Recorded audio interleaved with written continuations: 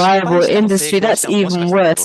So it could be pointless, it could be terrible, even if it's unsuccessful, even if it is successful. So I really think it's very important to have a proper discussion before we go ahead with anything like this.